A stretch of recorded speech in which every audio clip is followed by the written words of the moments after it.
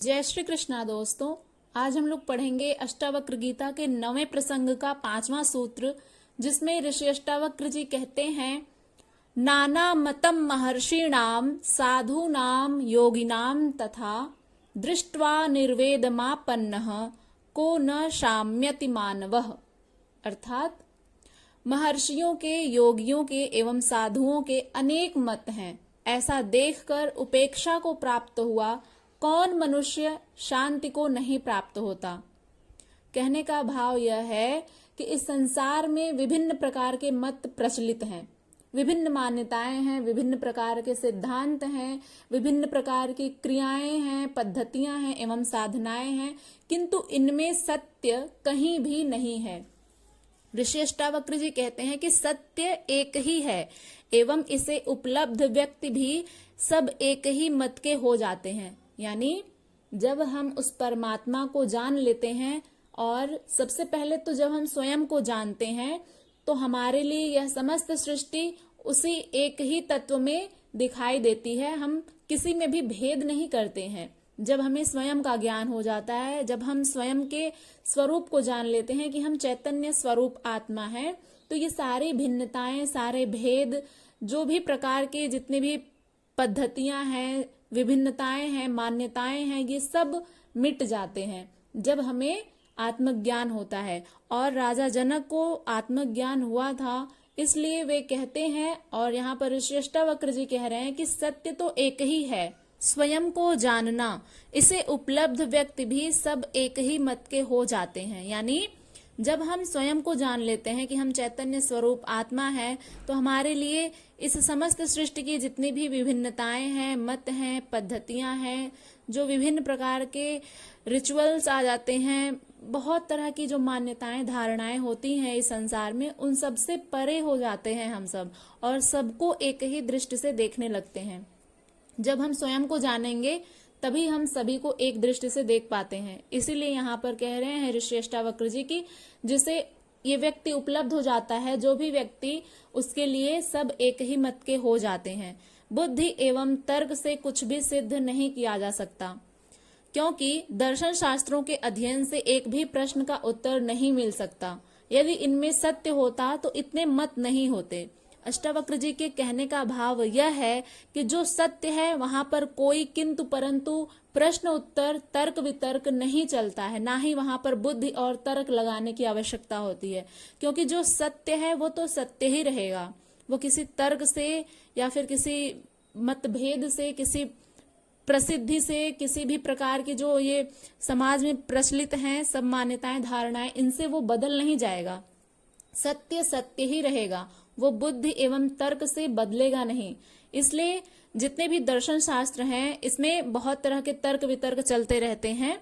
तो कभी वे उनके मत का खंडन करेंगे, कभी दूसरे जो विद्वान आएंगे वे अपने पिछले विद्वान के मत का खंडन करते हैं। तो यही बात यहाँ पर अष्टावक्र जी कह रहे हैं कि यदि इन दर्शन शास्त्रों में सच्चाई होती, यदि सत्यता होती, तो इतने मत होते ही नहीं। इसलिए यदि इनमें सत्य होता तो इतने मत नहीं होते। सत्य सभी मतों, मान्यताओं और सिद्धांतों के पार होता है। सत्य में कभी भी मत नहीं आ सकते, मत उन्हें कभी झुठला नहीं सकता है, मान्यताएं कभी सत्य को झुठला नहीं सकती हैं, क्योंकि सत्य केवल एक ही सत्य होता है, और उसे मत, सिद्धांतों से, मान्यताओं से वो सत्य जो है वो पार होता है, उनसे बहुत ऊपर का है। ये मान्यतावादी, सिद्धांतवादी, तर्कवादी सब बुद्धि को भ्रम में डालने वाले हैं। हमारी बुद्धि जो है वो भ्रमित हो जाती है इतनी अधिक मान्यताओं को देख करके। सिद्धांतवादी, तर्कवादी, जो तर्क वितर्क चलता रहता है, इन सब को ऋषि अष्टावक्र जी कह रहे हैं कि ये सब बुद्धि को भ्रम में डालने वाले हैं। इसलिए ज्ञान के मुमुक्ष को इन सब से बचना चाहिए। मुमुक्ष का अर्थ होता है कि मोक्ष की इच्छा रखने वाले। तो यहाँ पर ज्ञान के जितने भी जिज्ञासु हैं, जिन्हें भी ज्ञान चाहिए, जिन्हें मोक्ष की इच्छा है, जिन्हें ज्ञान चाहिए, उन सबको इन सभी प्रकार की मान्यताओं से, मतों से बचना चाहिए। क्योंकि जब मत उत्पन्न हो जाते हैं तो वहां पर बुद्धि जो है भ्रम में पड़ जाती है, और जो सत्य है वो धुंधला दिखने लगता है। क्यों? क्योंकि अज्ञानता आ जाती है। इसलिए जो सत्य है उसको सहज ही स्वीकार कर लेना चाहिए। अष्टावक्र जी ने पूर्व के सूत्र में द्वंद्वों की उपेक्षा की बात कही थी। हमने द्वंद्व के बारे में पढ़ा था कल की वीडियोस में कि जो सुख दुख है, ईर्ष्या द्वेष, ये सब इस संसार में व्याप्त है। उसको आप लोग वीडियो को देख लीजिएगा, इसके एंड में हम लगा देंगे, या फिर इसकी प्लेलिस्ट में जाकर के अष्टावक्र गीता के नाम से एक प्लेलिस्ट है, उसमें आप लोग देख सकते हैं। तो यहाँ पर अष्टावक्र जी ने जो पूर्व के सूत्र थे उसमें द्वंद्वों की उपेक्षा की बात कही थी कि ये जो द्वंद्व हैं इनकी आप उपेक्षा करिए, क्योंकि यदि आप इन्हीं में ही लिपटे रहेंगे तो आप कभी भी स्वयं को नहीं जान पाएंगे। तथा इस सूत्र में वे शास्त्रों एवं विभिन्न मतों की भी उपेक्षा की बात कहते हैं कि इस संसार में जितने भी शास्त्र हैं, विभिन्न प्रकार के मत हैं, इनकी भी उपेक्षा करिए। यदि आप स्वयं को जानना चाहते हैं, ज्ञान के इच्छुक हैं, मुमुक्षु हैं यदि आप, तो इन सब की उपेक्षा आपको करनी ही चाहिए। और यदि आप नहीं करेंगे तो इन्हीं मतों में, इन्हीं मान्यताओं में उलझे रह जाएंगे और स्वयं को कभी जान ही नहीं सकते। इसलिए ज्ञान प्राप्ति की इच्छा रखने वालों को इन सब की उपेक्षा करनी चाहिए, तभी शांति की प्राप्ति संभव है, तभी आपका चित्त जो है वो शांत हो सकता है। सत्य न शास्त्रों में है न सिद्धांतों में, वह स्वयं के भीतर है, जिसे पाना ही ज्ञान है। सत्य हम सब के भीतर विद्यमान है दोस्तों, हम सब के भीतर, जितने भी सामाजिक मनुष्य हैं सब में वो सत्य जो है वो विद्यमान है, लेकिन हमने उस पर इतने अहंकार, इतने जो विभिन्न प्रकार की मान्यताएं हैं, रूढ़ियां हैं, इन सब का हमने एक परत बिछा दिया है उसके ऊपर, जो हमारा ज्ञान है वो इन सब से ढक गया है। इसलिए इन सब को हटाना है हमें, तब जाकर के उस ज्ञान की जो रोशनी है वो हमारे चित्त को प्रकाशित करेगी और तभी जाकर के हमें शांति की प्राप्ति होगी। सत्य ना तो शास्त्रों में है और ना ही सिद्धांतों में, वह हमारे ही भीतर है, जिसे पा लेना ही ज्ञान है। यदि कोई व्यक्ति स्वयं को जान लिया तो समझ लीजिए कि उससे बड़ा आत्मज्ञानी कोई नहीं है। स्वयं को जानना बहुत आवश्यक है, उसी से होगी शांति। विभिन्न मतों एवं मान्यताओं के आधार पर बने हुए विभिन्न संप्रदाय अध्यात्म के लिए विष के समान है, जो कोल्हू के बैल की भांति निरंतर अपने धर्म एवं संप्रदाय के घेरे में ही घूम रहे हैं। जैसे आप लोगों ने कोल्हू देखा होगा और बैल को, कोल्हू बीच में रहता है, उसमें गन्ने की जब पेराई होती है तो बैल जो है उस कोल्हू के किनारे किनारे चक्कर लगाते हैं और तब जाकर के गन्ने की पेराई होती है। कहने का भाव यह है, यहाँ पर अष्टावक्र जी कोल्हू और बैल का उदाहरण क्यों दे रहे हैं, क्योंकि वे कहते हैं, अभी उन्होंने कहा कि ये जो विभिन्न प्रकार के संप्रदाय हैं, मत हैं, मान्यताएं हैं, ये सब अध्यात्म के लिए विष के समान है।